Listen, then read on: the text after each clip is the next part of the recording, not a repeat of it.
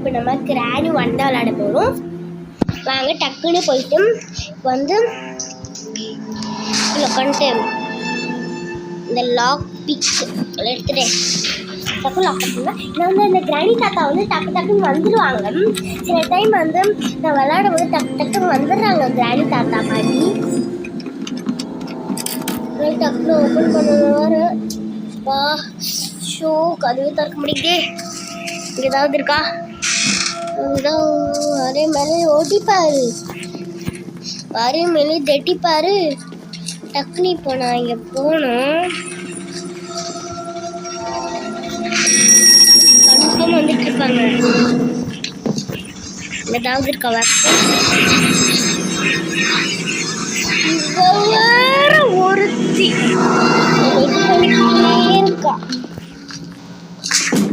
இப்போ டக்குன்னு நம்ம